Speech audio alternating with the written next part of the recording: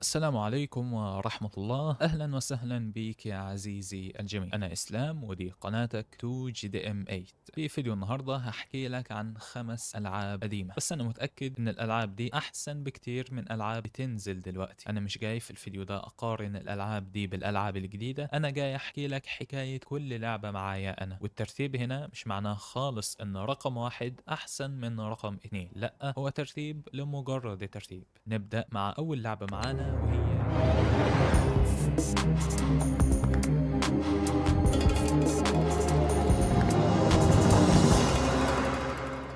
جي تي اي 4. ما كانتش مجرد لعبة عالم مفتوح ومحشية اي حاجة زي اللي بنشوفه دلوقتي. هل وانا صغير كنت فاهم القصة كلها؟ اكيد لا، كنت طفل نص الكلام بيعدي عليا وانا مش فاهمه. بس رغم ده اللعبة قدرت تحسسني ان انا هو بطل اللعبة، انا اللي ماشي في ليبرتي سيتي، انا اللي تايه، انا اللي بحاول ابدأ من جديد. كل حاجة فيها كانت بتسحبك جوه العالم بتاعها. احداث القصة من الاول خالص. Here, pass me that. Oh, yeah! There she is. Liberty City. Yeah. You ever been? No. Crazy place. شاف كدب قريبة واصطدام بطل لعبتنا بالحقيقة. So. So. So.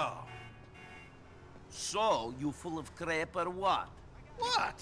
مانيش هتكلم كتير عن القصة عشان محرقش حاجة للي مش لعبها لحد دلوقتي. عن نفسي أنا ما قدرتش أختمها وأنا صغير، ممكن عشان ما كنتش فاهم اللي مطلوب مني في المهام، وكمان وقت اللعب اللي كان متاح لي ساعتها ما كانش كبير. بس من قريب قدرت أرجع وألعبها تاني وأكتشف القصة كلها وأفهمها. هل هي أفضل من 5 من جي تي اي 5؟ بالنسبة لي أيوة. وأنا بلعب الجزء الخامس ما جاليش نفس الإحساس بتاع الرابع. مانيش بقول إن الجزء الخامس وحش، لأ، هو جميل مختلف تماما عن الرابع. بس لو هختار العب ايه تاني وارجع اتمشى في العالم بتاعها وكمان ارجع العب بعض المراحل، اكيد هختار ليبرتي سيتي ونيكو بيليك. جي تي اي 4 ما كانتش بتحاول تبهرك الخريطة الكبيرة ولا جمال الجرافيك، كانت بتحاول تحكي لك حكاية. يمكن الجزء الخامس اضخم بكتير، بس جي تي اي 4 كانت اعمق بكتير، وده اللي بيخليني ارجع العبها تاني وتالت لحد دلوقتي.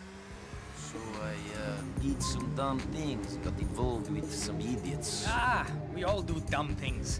That's what makes us human. Could be.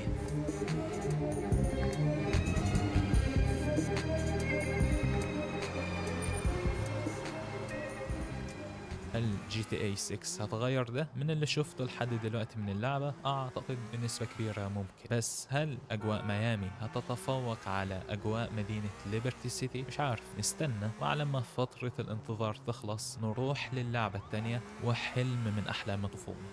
تخيل معايا طفل صغير بيتفرج على كرتون ترانسفورمرز وبيسمع صوت اوبتيموس برايم وهو بيقول Autobots, roll out!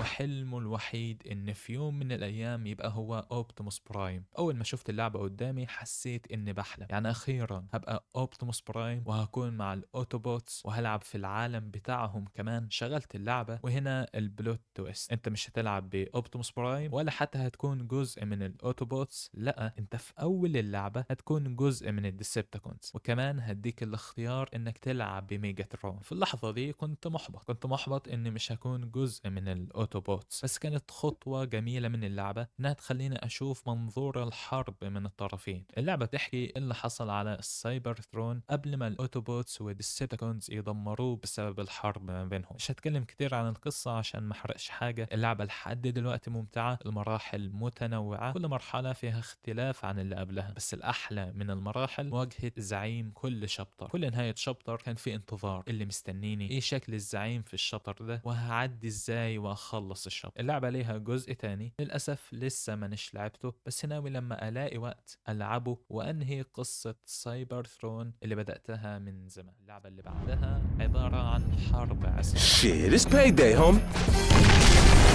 50 سنت لعبة حرب عصابات كما قال الكتاب. اللعبة دي أكتر لعبة ختمتها من كل الألعاب اللي في فيديو النهاردة، خصوصا ليلة العيد. آخر يوم في رمضان بعد التراويح أفتح البلاي ستيشن وأطلع الأسطوانة من جبل الألعاب اللي كان عندي وأبدأ تختيمة جديدة وأفضل ألعب لحد قبل صلاة العيد، ولو ما كنتش خلصت أرجع بعد الصلاة وأكمل.